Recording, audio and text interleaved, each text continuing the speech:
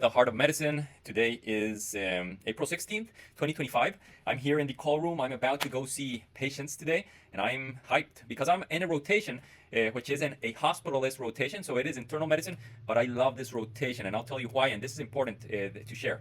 I love this rotation because, yes, I am undergoing internal medicine training, but this rotation specifically, you're with the hospitalist team, meaning that we're actually working out of the scope or a little bit out of our usual internal medicine wards rotation. So we are with the hospitalists, and the hospitalists are like an independent group from basically my internal medicine core rotations. So they are not so involved in our usual educational aspects of the program. So what I like about it is they give you, they loosen up the reins, right? They loosen up the necktie they usually have on you, so you can do things more on your own. They give you more autonomy. That's the word. And what's nice about autonomy?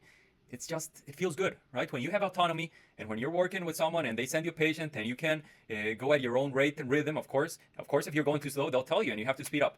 But the nice thing is you can do your own thing, and we undervalue this while we're medical students and while we're residents.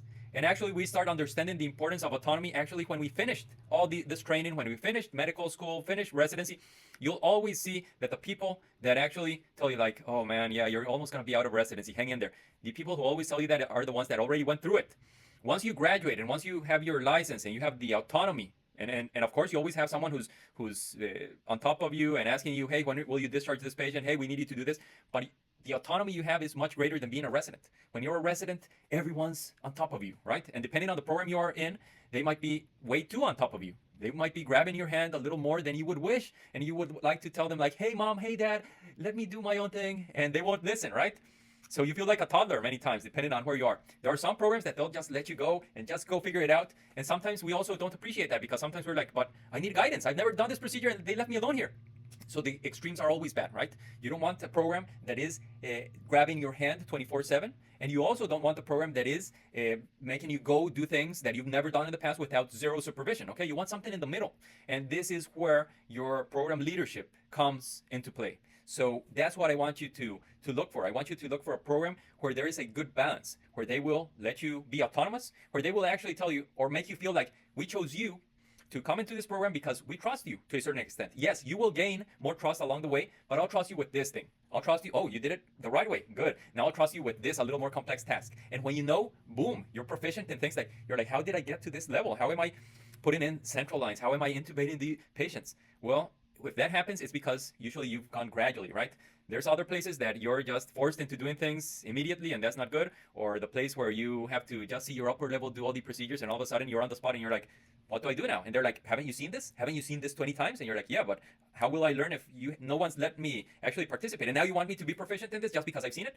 So that's like the mental. You won't say that, of course, out loud, but you get me, right? I know that many of you can feel identified.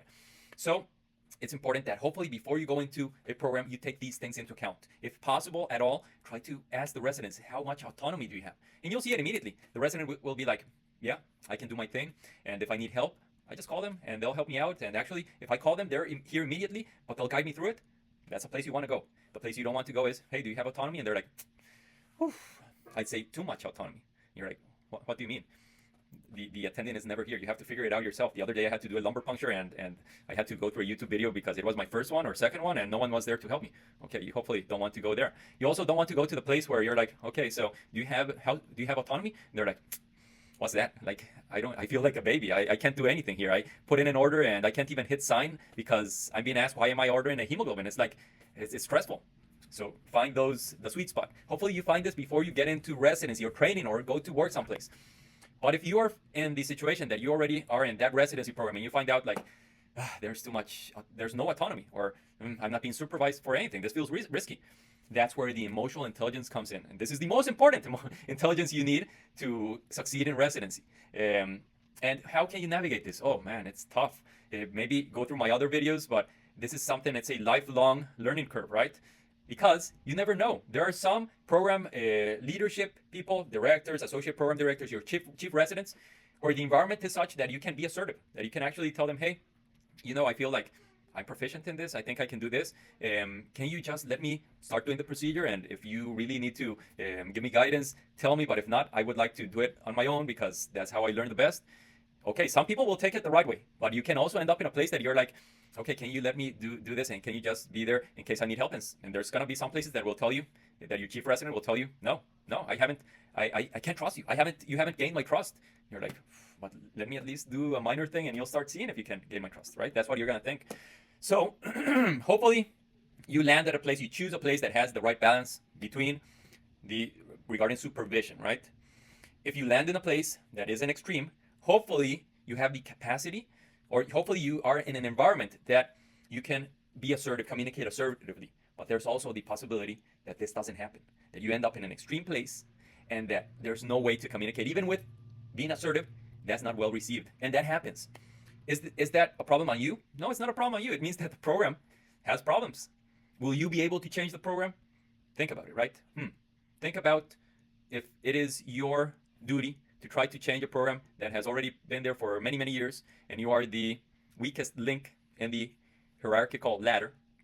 Probably, if you would have to have an emotional intelligence that, wow, subpar for you to be able to influence and make a change. But if you don't have that emotional intelligence, which most of us, when we're going through residency, we don't have it. Why? Because you're into your 20s, maybe you're into your 30s.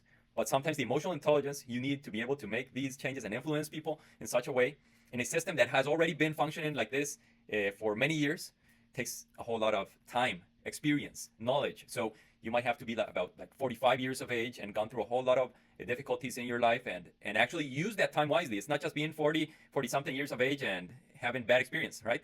It's making the best out of those experiences to be able to try to influence the program. So watch out. Remember, there are some battles. You have to think wisely which battles you want to undertake, okay? And that's about it with this video, a little bit of everything, and hope it's useful. And yeah, see you in the next one.